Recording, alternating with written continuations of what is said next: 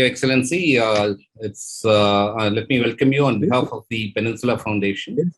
It's a great pleasure to have you with us today. And it's very important for our scholars and members to understand the importance of India-Jamaica relation.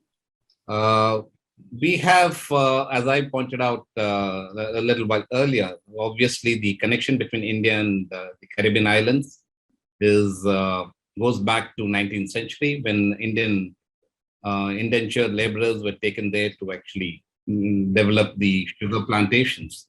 Since then, I think our Indian community, people of Indian origin, have contributed immensely there.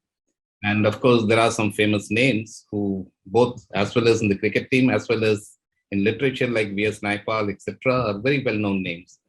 And of course, West Indies and the Caribbean Islands are extremely popular, particularly with the younger generation, in the context of, the cricket, which is such a popular game. People are mad about cricket particularly. And of course, the West Indies have been ruling the cricket world for a long time until, I would say, early 90s. In that context, I think it's a great thing that the India has actually now accelerated engagement with these regions in a big way.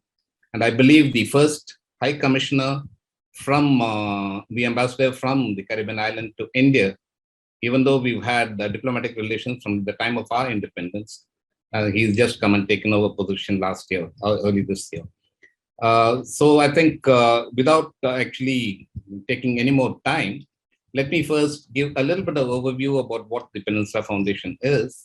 We are a young think tank set up in Chennai for policy research, but we've endeavored to actually have a wide sweep in 4 focus areas: democracy and governance, international relations, security, science and technology, and of course, transformational paradigms. And our approach is to be interdisciplinary and look at each issue from the angle of both regional as well as the larger domain of central and global politics. It is indeed, once again, a great pleasure to have you with us. And let me now hand over the chair to the session to Sunod, who will conduct the session for today. Sunod, all yours. Thank you, Marshal. So it's a great pleasure to have with us Ambassador Masakui. And for some of the audience who are new to today's event, we host this ambassador's talk once a month. We started this practice since the first lockdown, and we've been fairly successful in conducting this event on a routine basis. And we have made it a point to invite eminent persons with expertise in niche areas to speak on topical issues. And this time around, we have the presence of India's ambassador to Jamaica. And let me introduce the ambassador to the audience. Mr. Masakui Rungsung is a career diplomat who joined the Foreign Service in the year 2001 after obtaining a master's in English language from Delhi University. Before joining the Indian Foreign Service, he served in the Reserve Bank of India.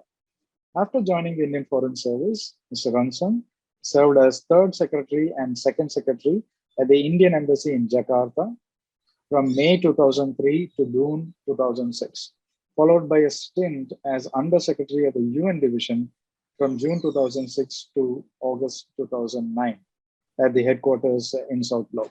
Later, he moved to Consulate General of India in Johannesburg and served as consul from August 2009 to September 2011. This was followed by a tenure as First Secretary and Consular in Dhaka from October 2001 to October 2014. He served as the director in the External Publicity Division at the headquarters in South Block from October 2014 to April 2016. Before his transfer to Jamaica, he served as Ambassador of India to Zimbabwe for a full 4.5 years. He is married and blessed with 2 sons. And with this, I invite the ambassador to take over the floor. The floor is yours. The duration of the lecture will be for 30 minutes, followed by a Q&A for about 10 to 15 minutes. As a usual practice, our researchers have framed the questions, and the questions have been shared in advance to the resource person. Thank you. Over to you, Ambassador. Thank you so much, Sunod. Thank you so much for giving this opportunity to me. Air Marshal and Matheswaran, AVSM, founding president of the Peninsula Foundation, vice president of the foundation, and colleagues who have joined here.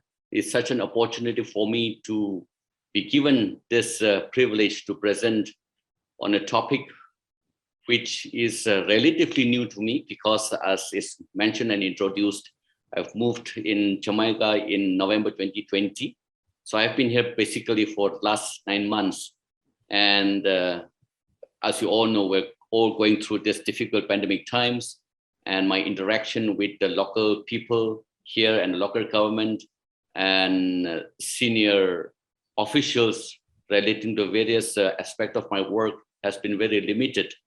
But I thought that I would take this opportunity, and I consider this a privilege for me to accept this invitation to come and speak on the Caribbean India relationships, the challenges and opportunity. I'm fortunate to have my colleague Retd Mishra here, who has helped me to put this material together. And I think it will not be a lecture, as you have said, that scares me actually. But let's have a discussion and discourse. I've prepared a presentation, and let's go through this. And maybe in the course of the presentation, if you want to just ask questions, that's okay. Or otherwise, we can just leave the question answer for the session after my presentation. So I'll straight go through this, my presentation.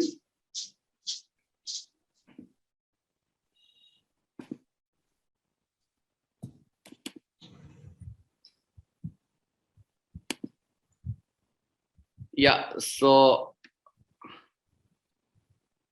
here is it. This is what I have prepared. So the Caribbean region is, I'm just describing the geographical location of this region. You all know about it.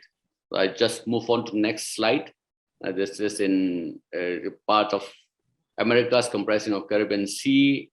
It's a coast and island, lies south of, obviously, North America and north of the South America. The more than 700 islands and inlets and reefs, and 16 sovereign territories, 24 independent seas, 43 million population, which is very small. And the land mass, again, is small as we all put this island together. The Caribbean stereotypes, if we think of Caribbean sitting in India, we think of all these things. Air Marshal has just mentioned about our cricketing team. When West Indies, it is right there with me. You talk of the Usain Bolt, he is there. You talk of the entertainment industry, it is there. You talk of reggae music, it is there. You talk of this carnivores, it's there. So it's rich in culture and cricketing and sporting nation, all this, the Caribbean region. And this is what I think we have impression about this region. And let's see how other things will unfold as we go on to the presentation, proceed to the presentation. So before I think go on to the opportunities, let's start with challenges and then pick on the opportunities available and the advantages that we have in this region, how we can have a relationship in a wider perspective, in a bigger scheme of things, and also coming down to the specifics. The challenges obviously is the distance. The shortest route is 15,000 kilometers. There's no direct flight here. There's no direct shipping line. We can discuss more in detail during the question and answer session about the shipping lines, why the trade and the freight costs and the commodity costs are so high. And that's how I think the trade between India and this region are also so much restricted. The time zone, there's a difference of 9 to 11 hours. There's a problem of scale. These are very small economies. You are talking of 15 small island countries, and biggest being the Dominican Republic with 78 billion. The largest of Trinidad and Tobago is 22 billion. Haiti is around 15 billion. Jamaica is around that much, 13, 14, around 15 billion. So it's you're talking of the very small economies. Trade figure, again, if you take this presentation, you're talking of trade with the Caribbean region is around 1.5 billion, which is very small. You are talking of one region, Caribbean region. Total trade of India with the rest of the world is 800 billion that we're talking about. And with Latin America countries is 22.5 billion, which means the trade figure or that share of India's trade with this region is only 0.2% of the total trade figure that we have. So you are talking of a very small percentage. You are talking of very small economies in this region. The top list, you see again, Dominican Republic being the biggest economy here. It's 466 million. Trinidad and Tobago, Haiti is it's in the descending order. India's trade with Jamaica is again as much around 60 to 70 million. But I must say this with some caveats that we are talking of the commodity trade to this region. We are not really talking of the services export from India to this region. I think we're working very hard. Ministry of Commerce has asked us to figure out what actually is the export of services, which are our IT services and services export from India. We are going to have another session by FICCI in September also. I think it's September 5 or 6. The focus area of this region is again in services. So we have tried to compile actually, besides the commodity export from India, we're trying to focus and pin down on the services export. So if we bring that in, I think our export from India to this region will go up, particularly in Jamaica. We have figured out roughly the quantum of the possible export of services from India to this country in Jamaica. So India's export are mostly farmer products, iron, steel, and machinery, etc. I won't go much into those details. Caribbean exports, crude petroleum. You see, as the presentation proceeds, it will reveal that with the discoveries of gas and crude oil in Guyana and other regions, I think this is going to boom our trade or increase our trade significantly. Let's talk of the advantages. I think those are the challenges briefly put, and I've discussed the trade figures, and also now coming straight to the advantages. You know, we have a huge and large presence of Indian diaspora in this region. As the President Marshal has mentioned that they came as indentured workers more than 175 years ago, and they keep trickling till the recent times with the late arrivals, recent arrivals, which include our expatriates, the professionals, doctors, IT professionals, accountants, etc. So we have a huge presence of Indian diaspora here, which I think is mostly to our advantage. But let me again say this, that this has again political sensitivity for simple reason that the countries like Trinidad and Tobago, where 50% or nearly 50% of the population is Indian origin, and also in Guyana, when we have, and then of course, politically it's so divided between the African origin population and Indian origin population. So when our Indian origin population is in political power at the helm, then it stands as a huge advantage for us. But when it is other way around, when the opposition or the ruling, currently in Trinidad and Tobago, is the Africa origin political party which is at the helm now. So last 2 terms have been very difficult for our mission or for us to really establish a relationship, because they think otherwise. They go to other countries which are not really favorable to us in terms of conducting the relationship and trade and investment and in all areas.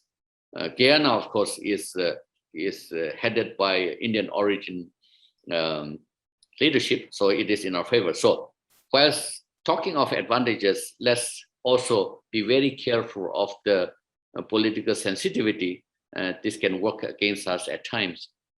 We have this very successful PIO entrepreneurs that I have mentioned. Indian community occupy a responsible and high, not only in the business and other position, but also in the leadership position, which I have just spoken about. There's a similar democratic outlook. Most of this region has been under colonial power, so they follow the democratic value system, which is very close to us, and they also support us in the UN and multilateral fora when we have our elections. That's one of the plus points for us to have the support of this region in almost all the elections, especially in Jamaica. They recognize India as a voice in the South-South cooperation, mostly also because of the new India image that we managed to build post the 1990s after our economic reform, where we have been growing at the rate of more than 6% over this last more than 2 decades. So we have really built our image, and the Indian origin people, who are huge in number in this region, wanting to associate with the rising India or emerging India is an advantage for us. Advantage, I think, is continuous and positive attitude towards India and its culture. Obviously, if there is a huge Indian population, there's a huge influence of our culture and tradition in this region in terms of just say the music, soap opera, and Indian cuisine. We don't know when you're talking of a curry goat or the chicken tikka, whether they are talking in terms of the cuisine of Jamaica here, but these are all heavily influenced by our Indian cuisine and our food habits. They follow Indian politics and sports, obviously cricketing nation. Some of the cricketers here, Russell and Chris Gale, I think they are more known in India than in Jamaica. So I think they love to go to India to play and to have matches there. There's a lot of goodwill towards India in general, as our late Foreign Minister, Sushma Swaraj, used to say in all her lectures in various countries whenever she got a opportunity to meet the Indian diaspora, that Indians are hardworking people, we are peace-loving people, and we are good neighbors. I think that is the impression that this region has about India, and that is true with almost all countries across the world where our huge Indian diaspora is hosted. Liberal visa regime is there. Most of the countries would allow Indians to come in with visa on arrival, which I think is India. There is no non-India specific trade barriers, including this visa regime. For example, in some countries, they put a very strict visa regime. So to conduct business is very difficult, which is not true in this region. It's much more lenient and liberal, and which works in our favor. Location advantage, you're talking of the geography close to North and Latin America. This you're talking of this country, the region. So they are surrounded by the huge economies where we can take advantage of, not maybe directly, but the services sector that I was talking about, in the IT sector, in the knowledge economy sector, where there's a huge outsource of these services from this region, from this region to India, and they can in turn service this larger, bigger economies because of the cost factor is cheaper here, and also the locational advantage. The English-speaking countries, the North America, Canada, UK. I think the Jamaica, for example, is a huge English-speaking country, so the accent is very much, acceptable to this region because they are geographically very close, and a huge diaspora flowing from Jamaica to this other parts of these bigger economies.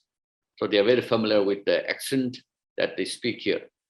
Potential to become knowledge highway. I have been very passionately taking up this with the local leadership here, where we want to bring in our higher and tertiary education impact. Currently, as I said, the stereotype, if we have a stereotype regarding this region, they also have, again, stereotype about India. Is the perception is, again, the extension of the bigger economies like the US, viewing and perceiving India as the BPOs and IT and nothing more than that. So I think we need to break this. Well, they would rather send their children and the students, they will go to the US universities, Canada universities, and UK universities. They will not think of coming to India in our IITs and other national universities, where we are absolutely at par with in terms of standard, and with 1/5 of the cost. That's what I'm planning to say. We try to constitute or institute a scholarship program for the Jamaican students, especially in the higher and tertiary, in the MTech, to our IITs in India. Unfortunately, there were very few takers, so we need to double up our efforts to see that they will in future see India as a destination for the higher and tertiary education studies. Use of English language, I have described about it. Now again, the new ITs, recent initiative. Recent initiative. I think these are government to government. I'm coming back to government. The first India CARICOM Summit was held in 2019 on the sideline of the UNGA. And this reflects the importance and focus that government of India has given or is giving to this region. We have India-Africa Summit, in India-America, we have summit with all regions. Now we are coming to this region and focusing as a region to extend our relationship in a very specific way. During that time, our Honorable Prime Minister announced 15 million grant for community projects. Jamaica is one of the beneficiaries. Bahamas is also one of the beneficiaries, and several other island countries are beneficiaries of that. We also announced 150 million line of credit for projects in this region. Unfortunately, due to the COVID situation, there is not much movement forward. We are looking into it so that there will be more takers of these projects offered by India. International Solar Alliance, again, many countries in this region have joined, are a member of this alliance. Under this, we have training program organized and offers made. There are also line of credit and small grants under International Solar Alliance mandate. Next is the Vaccine Maitri, which we started sometime in the beginning of this year. And this region has hugely benefited from this. Around 1 million COVID vaccine doses have been donated, and there has been overwhelming appreciation of our gesture, especially in the countries where we are the first donor before any other donation came from other parts of the world.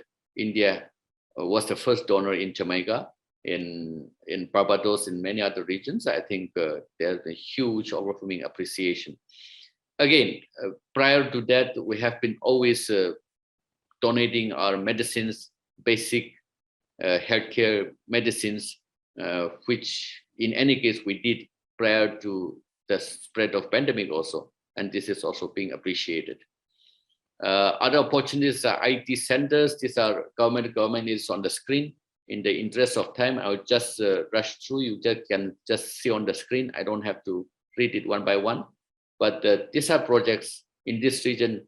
Government of India is taking up, and we are making our inroads in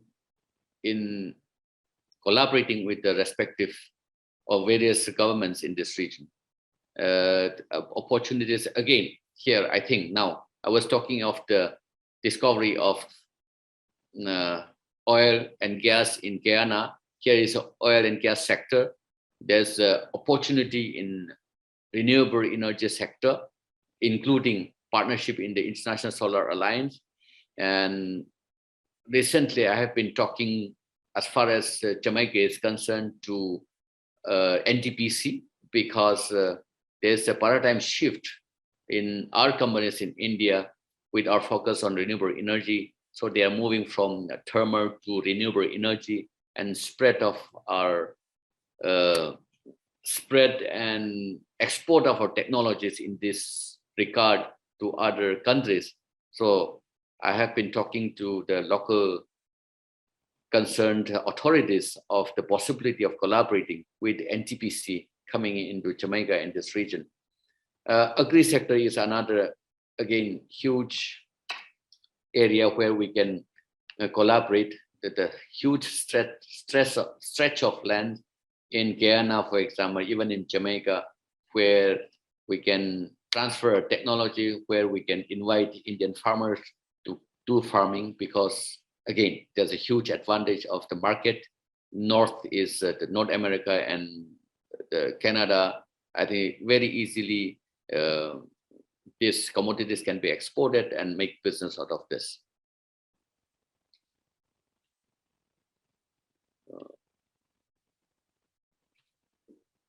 Yeah, opportunities again, this preferred holiday destination, the scope for investment in hospitality sector in Caribbean. Just to mention here that the Narayana Group of Hospitals is already present in Cayman Islands. We are making efforts to bring the Narayana Group of Hospitals in Jamaica also. In fact, they have come in 2013. Then local government did not show any interest. Then they moved to Cayman Island. They tried in 2017 again. They again did not succeed, but we are making effort to bring them back to Jamaica. So I think these are opportunity for investment. There are huge special economic zones for logistics. I think that can easily come up, and we have opportunity for our players from India to come in and be a part of this development. Medical sector, we have mentioned about it. So I'll move on. The approach going forward, what are the possibilities? I think the COVID has presented us with an opportunity with the use of online platforms. This is not specific to India though. This is so with all other countries across the world. Now we've moved from the physical interaction to the use of online platforms. But India has taken huge mileage and advantage out of this with our development of several platforms during this pandemic. This can be a bridge the distance divide. A frequent online interaction. I think we have moved to this platform now from the physical interaction to a much easier to organize, faster to organize. Greater focus on services, I have mentioned about this, so I'll just move on. Hub and location, again, this shipment, I have little bit of reservation on the last one, which we were discussing about, because I was taking input from my expert colleagues here based in Jamaica. What can there be a direct shipping from India to this region? He was saying that it's very difficult because the ship owners and operators are not from us. They are from mostly Europe. Ship owners are from Japan, from Hong Kong, from China and European region. And economics do not work out if there is to be a direct shipping. So what is happening today is all the ship containers that are arriving from India does not originate directly from India and come here. They are the feeder smaller containers or the vessels, which can take some 20 to 30 metric tons and pile up in Singapore either, or in Dubai, where there are 200,000 or 300,000 metric tons carriers coming there, and vice versa. This ship do not come directly to Jamaica. They come to Colombia and Brazil. There are 3 major ports there. And then again, the feeder ships will take the containers from those major ports and bring it here. Jamaica has an advantage. This is on the route of shipping line, 7% of water traffic pass through Jamaica, which is a huge advantage with the small economy and the size of the country. But because of the draft issue, I think it's very shallow. So bigger ships cannot come in, and also equipments are old now. So they have to invest heavily in that.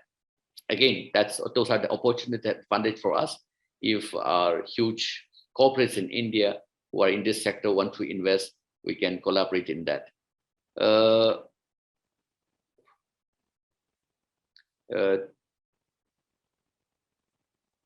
Again, from this region to India, there are mostly, except for the oil and gas producing countries like Guyana now, and Trinidad and Tobago traditionally, and Suriname now, except this oil and gas, these small island countries have trade deficit against India.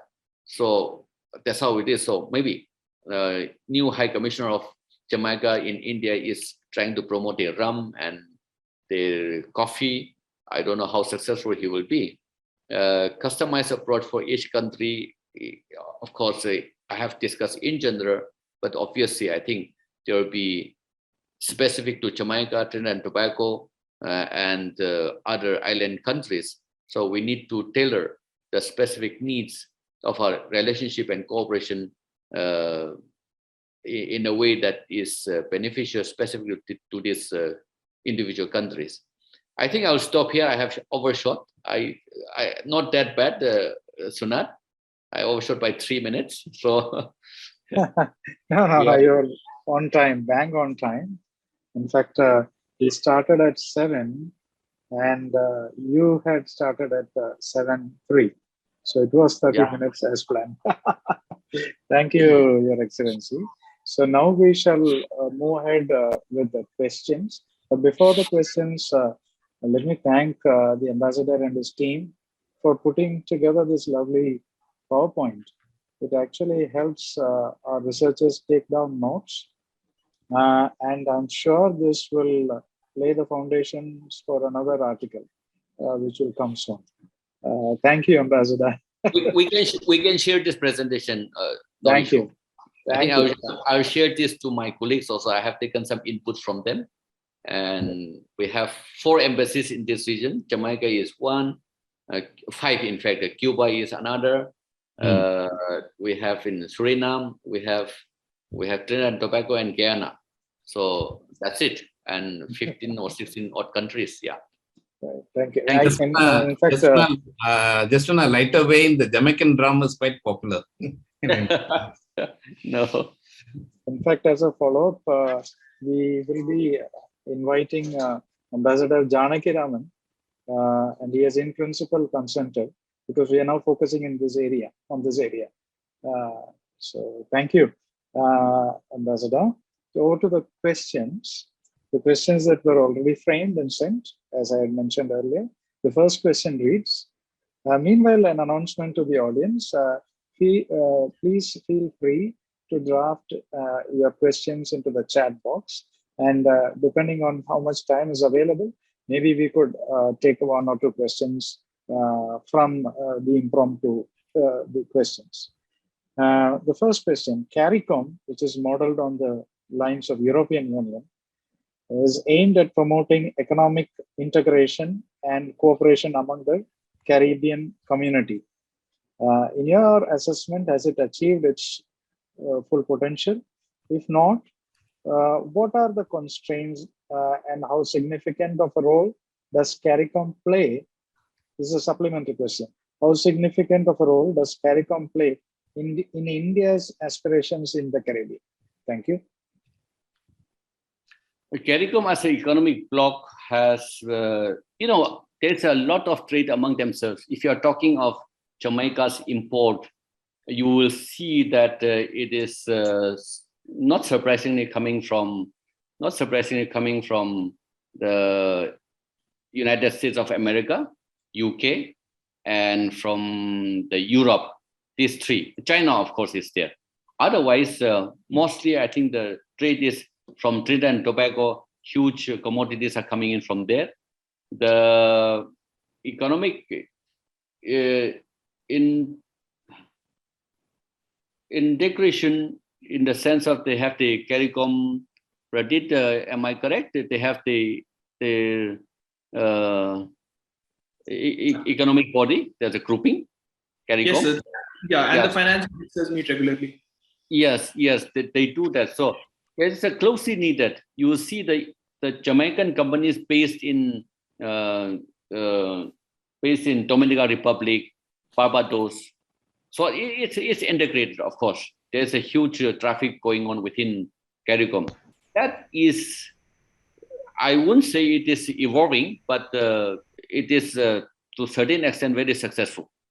I won't say it's completely perfect and then good, but small island countries, they are more dependent in several commodities on bigger countries. But among themselves, there is a hugely needed and integrated economic cooperation and operations going on. You're talking of the how significant CARICOM play. Second supplementary question with India. I think I mentioned about the India CARICOM Summit 2019. Correct. Yeah. That's a government to government, but that's what we have emphasized our focus in this region. Now, if we look at how our commercial entities or like the CII or FICI that I was talking about, FICI has picked this region, and specific to the requirement of this region, they have picked on services sector, which I think is, I'm very happy with that, because let's be very realistic. If you're talking of this 15 billion economies, Dominican Republic, which is 78 billion economies, but if we want to have the kind of relationship that we have with the major economies, that's not going to happen. I don't want to look this in this region of exporting 1 billion worth commodities exported to Jamaica, or even say 500 million worth commodities exported to Jamaica. The absorption capacity is not there. Secondly, the economies does not work out. There is no direct shipping line, and the cost then goes up. So they will obviously look for within the CARICOM countries and from the bigger economies. But the importance that government of India has given has picked up. This is the first India CARICOM Summit, by the way, 2019. Though it came a bit late in my thinking, but it came. So that is good. We have made a beginning. And those announcements that we have made, let me be very frank in this. These countries, I was in Africa. So somebody asked me when I was at home in India, how is Jamaica or this region? I said, if Africa is once removed, this is twice removed from India's reality of foreign policy. In terms of distance, not only from government point of view, but from business point of view also, it's very far off. The economies of doing business is really not working out. The cost is high to come over here in terms of just taking flight, in terms of time difference, and you have to just take out 3 days to come over here to reach here, which is not so in even in African countries. You go to any African countries, you take just the second day or the same day you reach there, which is not so here. So those constraints are there, but government of India has emphasized and taken this initiative of having this India CARICOM summit in 2019 on the sideline of the UNGA. They're very happy about it. And some of the projects that have been announced is now moving forward. So I think let us, I don't want to make comparison, but our northern neighbor, they are everywhere. The presence is everywhere. They have the OBOR or BRI is reaching in this region. 10 of them have signed up. They have joined the BRI. You're talking of in terms of distance, in terms of remoteness, we are same, our northern neighbor. But the presence is hugely felt.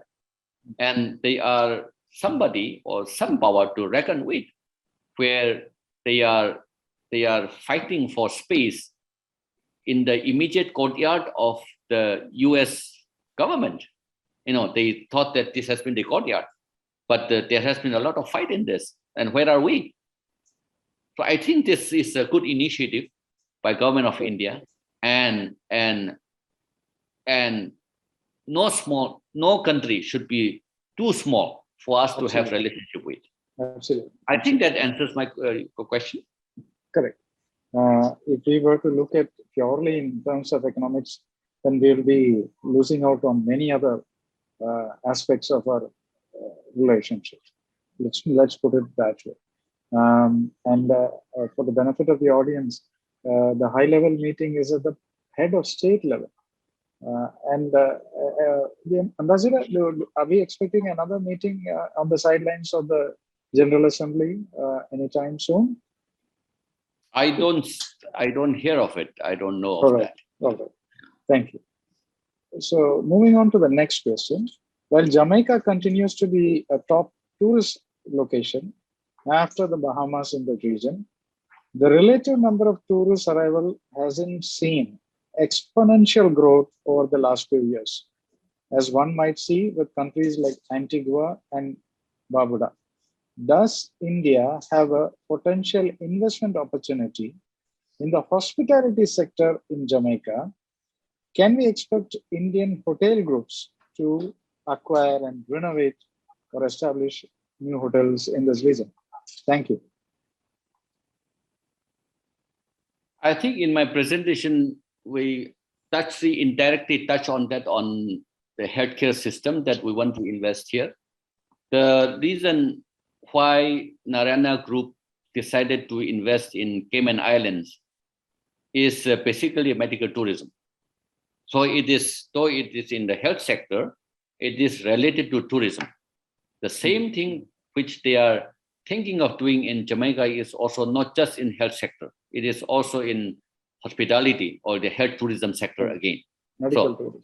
Yeah, medical tourism. So if our guys, the Americans, if they are paying so much insurance in US and the premium is this much, with a much smaller and a lesser premium, they can come over here. That's what I think. The insurance of the companies are linked to hospitals in this region, so that the premium they have to pay is much less, and they get the same treatment by even if they have to take out the airfare and then come over here. So that's what they are doing. Secondly, I think you're talking of the hotels and other direct hospitality industry. Right. I don't know how much the hospitality industry in Jamaica has suffered vis-a-vis its neighbors here in the CARICOM region. But of course, because of the COVID situation, it is going bad in all things. And as you know, nearly 30% of the Jamaica's GDP is coming from this industry, hospitality and entertainment industry. There's a huge potential for our people to come and invest here. You know, the investment in hospitality industry, in hotels especially, is mostly capitalized by the Spanish in Spain, in European countries, and huge investment also by the Mexicans here who come and invest here. We are not talking of 200 rooms, Sunod. We are talking of 3,000 rooms. We are talking of 4,000 rooms. So that's a huge, and these hotels are full. Right now, I'm not in Kingston. I'm somewhere in Montego Bay, and it's 80% full in this situation, in COVID situation. So I think there's a huge opportunity. One, I was in India and I met with the Jamaican High Commission there. He has been in India for just last 3 months, but he informed me that he is making progress in persuading one of our guys there. He did not mention the name, to come and invest here, to take over some 500 bedrooms or 400 bedroom hotel.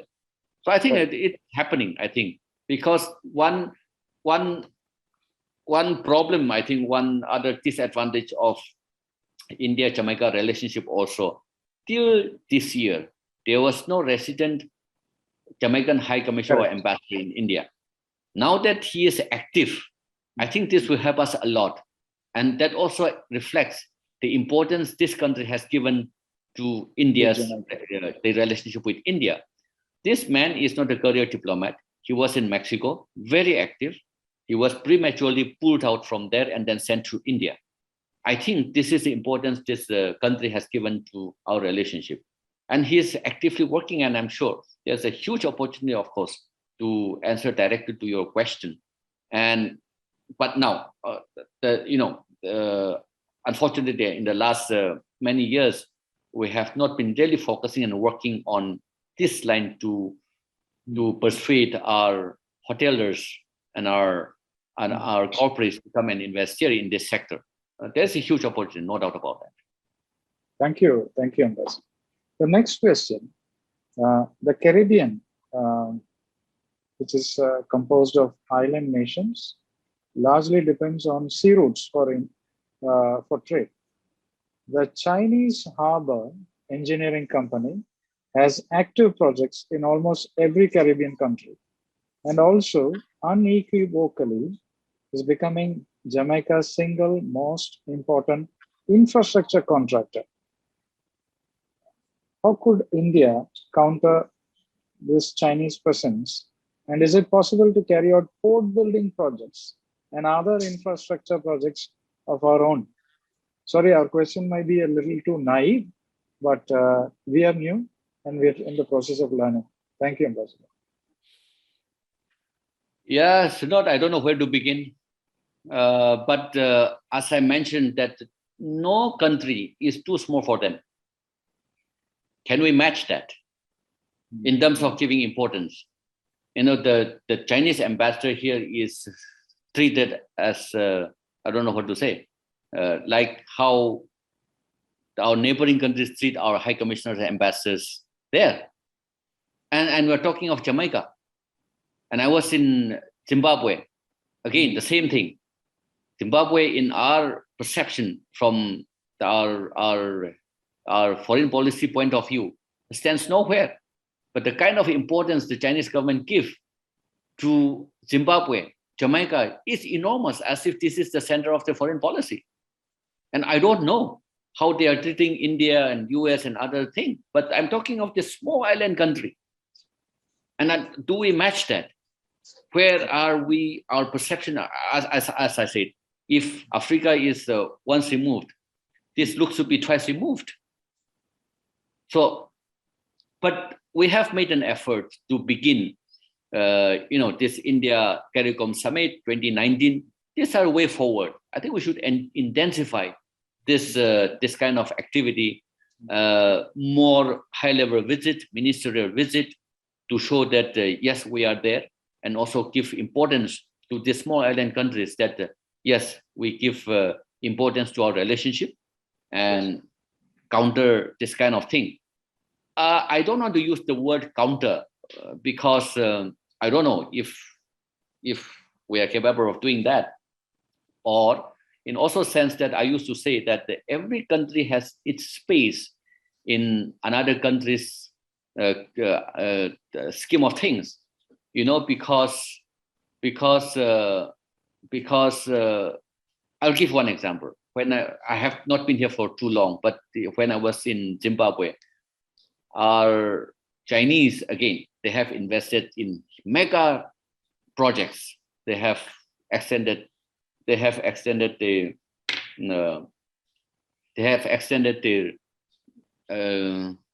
credit lines and financial support to huge projects. We cannot match that, but we were doing small things like in this the training programs, capacity building, which is our strength. The IDEC program, which is our flagship program in Government of India, we have been doing that, and SMEs, for example, these are the areas, and IT, you know, in technology, small interventions, and we have to, that is our speed, that is our strength, where they can never match us.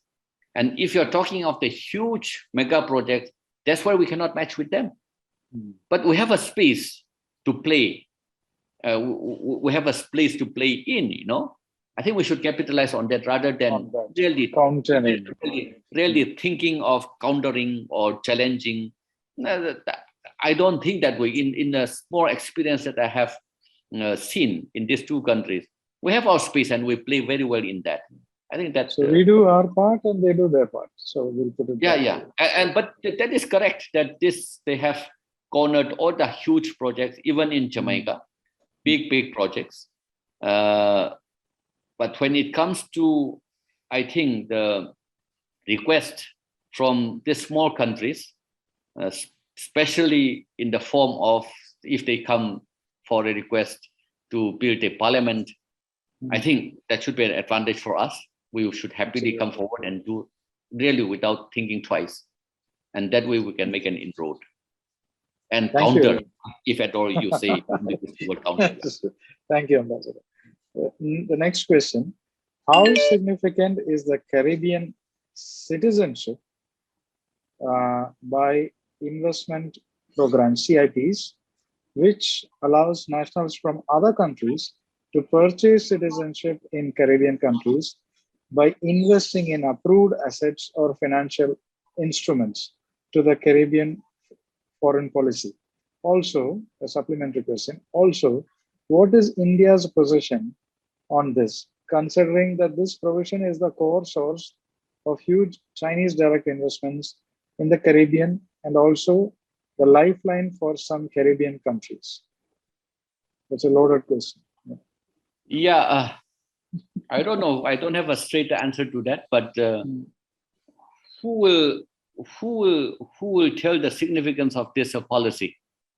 I think is the origin of this question from what we have in the recent thing from our repatriation issues, our national having taken the citizenship by contribution or investment.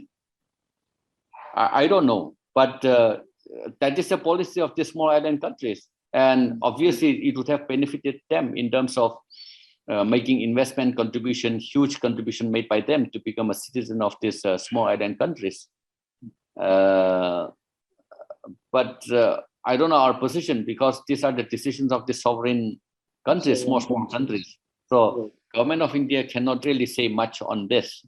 But our only issue is that they should not become a heaven for our fugitive, you know, our financial fugitive who are running away from the arms of our laws and then settle down in this region. So that's how it is. Then we need to have this extradition agreement with these small island countries, potentially countries who are potentially accepting this these characters from, especially from India. I think we need to strengthen that thing, but we don't have anything much say on the policy of the sovereign countries. Absolutely. Thank you, Ambassador. I'm skipping the fifth question because again, it seems to, I think we're taking too much of focus into China. So I'm skipping the fifth question, going to the sixth question. The Caribbean region, despite being home to a large Indian diaspora with strong cultural linkages and heritage, seems to be relatively disconnected from India. Is it because India's engagement with the Caribbean is measured by increasing trade rather than building partnerships? What is the last part, please? Is it because India's engagement with the Caribbean is measured by increasing trade rather than building partnerships? I think the questionnaire, the person who posed the question should have listened to your lecture before posing the question, because I think you answered that question already. Anyway. That's okay, but I think it should be the other way around. In fact, our relationship with this region is building partnership through our people-to-people relationship more than our commercial, because all the constraints that we have discussed, because of the distance and the possibility of doing trade together is very, very difficult. But one thing that binds India and this region together is the huge presence of Indian diaspora, which we have discussed about the advantage of between India and this region. It's because the presence of huge diaspora there, and that has become a strong point for us to leverage on that. And then they have especially those guys who have been here for a long time and the late arrivals in the last 50 years or 40 years, who have established themselves, who have won the local awards like are in Bharat Rana or Padma Shri Award or something like that, who have also been awarded our PPT award from our country. They have become a bridge in the relationship between this country and India. And if you are talking about remoteness, yes, of course, that's not only with this region, but everywhere where our huge Indian diaspora, the origin Indian who have settled, they have their own sort of the practices of tradition or Indian culture, which is a bit remote from what is happening now in India. And it's almost time frozen, like they moved in this region in 1845 to 1850s, those guys. They're fully integrated into the... Yeah, Retd, what do they call the Holi here in Jamaica? You on your... Pagwa. Yeah, Pagwa. I never heard about that. And that is the origin of Holi in Bihar those days. And they don't know Holi, they know Pagwa. That's the color festival. So it's almost time frozen, be it in South Africa, be it in Zimbabwe or in Jamaica, in Trinidad and Tobago or Guyana. I think even the temple rituals, what they do is just time frozen. It's been always that original one where they have come with, they pass down from generation to generation. And that's in India, it has moved forward. Some of the practices are never there, but they are there. Secondly, in this region, the presence of Indian population is so much that even in Trinidad and Tobago, Indian culture, Indian music, Indian dances. When we have some function in Jamaica, we don't go to India to bring these troops because it's too far. There's the expenses are there, but they know Trinidad and Tobago, which is the same as India. So they hire or import troops from Trinidad and Tobago and perform in Jamaica. And say, why not coming from India? No, that the expenses are too much and the quality of this cultural performance are same. So why go to India? So I think, this is a very new thing for me, because in other countries, you bring troops from India and then perform there. So much in Zimbabwe also. When you have some program there, rather than coming to India, they go to South Africa to source those Indian Bollywood dance or Bharatnatyam or things like that. Because where there is a huge presence of Indian community, they have vibrant, they have kept our tradition, our culture very vibrant. So if you're talking of remoteness, that way the dependence on India is not that much, except that the Hollywood stars are coming and performing. That's the big thing. Otherwise, the traditional and cultural stuff which they have come with, they have nurtured it and they kept it very vibrant. So I think that, and these are the things that we leverage actually, in the people-to-people relationship. Yeah. Thank you, Ambassador. In fact, after what you have said, which is quite revolutionary for us, given our good academic presence, maybe our academicians can pick up on some of the frozen practices, which perhaps culturally we have forgotten, but is still being practiced in Jamaica and neighboring countries.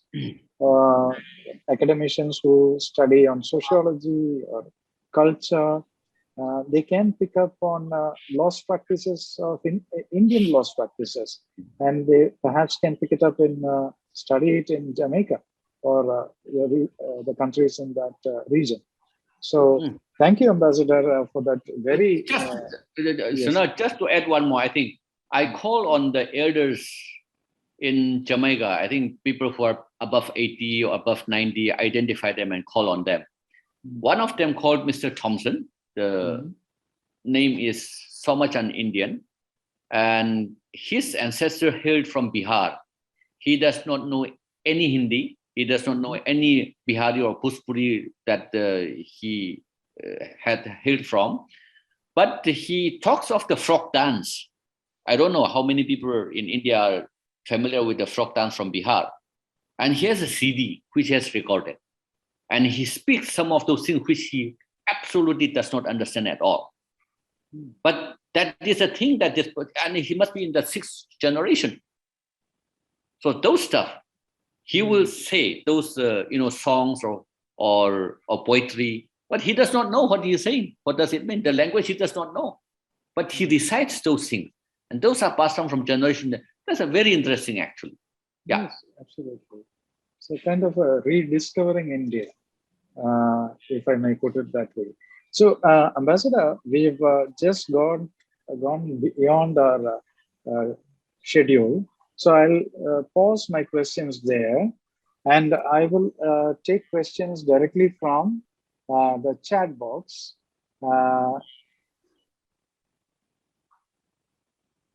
Okay. We have Vice Admiral Shekhar Sinha.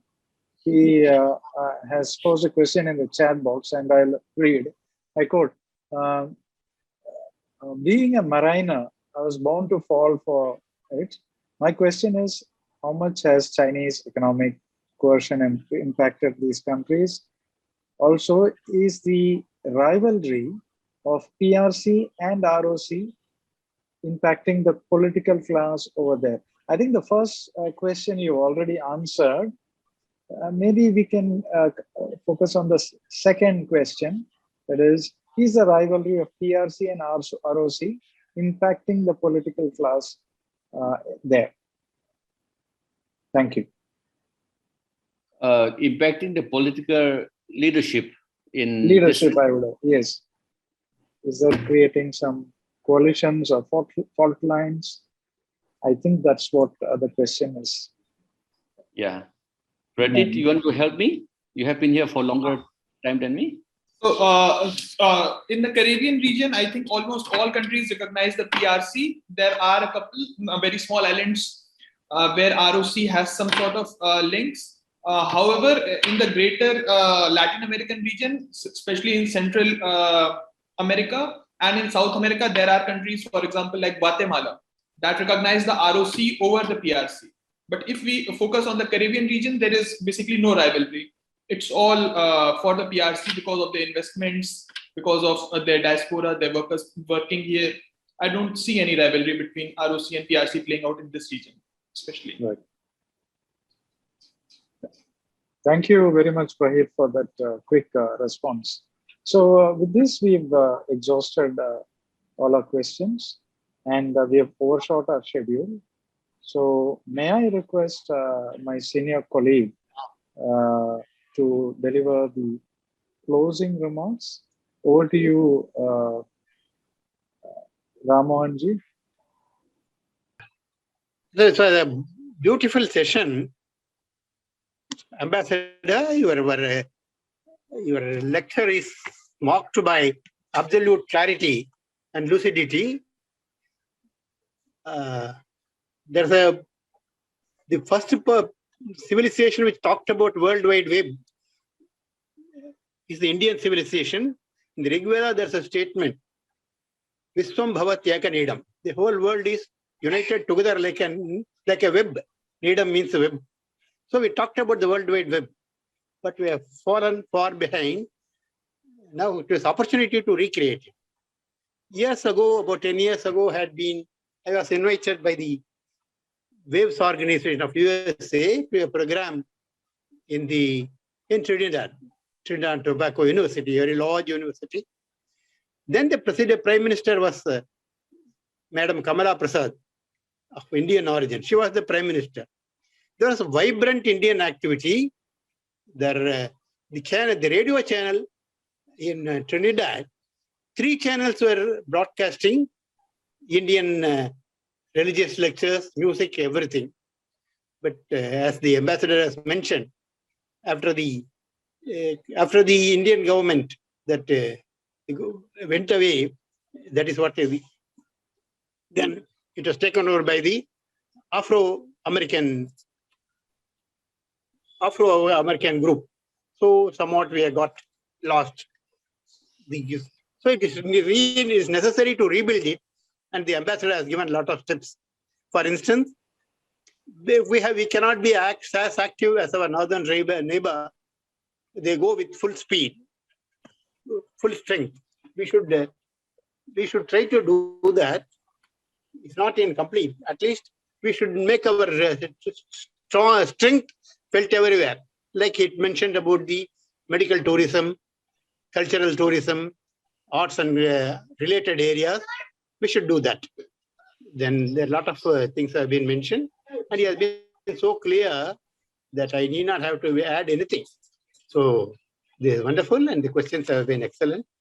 And this is an opportunity to rebuild the ties with for instance, he talked about the energy sector. We have been, so far the world was depending only on the fossil fuel.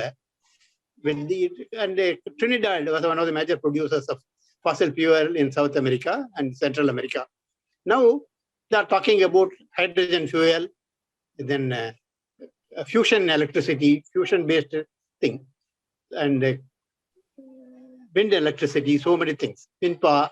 So India should step into these areas, and the connectivity should be established with the Caribbean islands, which now it is a miserable 3%. We should be able to build that. And the ambassador has given a wonderful idea. Questions have been asked. I thank him on behalf of the Peninsula Foundation. And I hope you will have a lot of questions to ask. I think the ambassador permits and the time permits, it can be interacted through the web, through the internet. Probably you will be able to do that. Thank you. Thank you, Rammohan ji. Let me just invite our research analyst to deliver the vote of thanks as a token of our appreciation. Yes, Satish, Rupal. Yes, sir. Thank you. It gives me immense pleasure to deliver the vote of thanks for this extremely insightful discussion. And on behalf of the Peninsula Foundation, I thank His Excellency, Mr. Masakui Rungsung, for accepting our invitation despite his extremely busy schedule, and to give us the valuable insights about the opportunities and challenges for India and the Caribbean. And I would also like to thank Air Marshal M. Matheswaran, founder of Peninsula Foundation, for chairing the event, and Dr. Sunod Jacob, our Senior Fellow, for moderating the event. And finally, I thank everybody who's present here, our audience, for their questions. And I'm sure that everybody has benefited immensely from the session. And we hope to keep interacting with you again in the future. So thank you very much. Thank you, Ambassador. Thank you, Rupal. Thank you. Thank you so much. Thank you. Thank you, Prahit.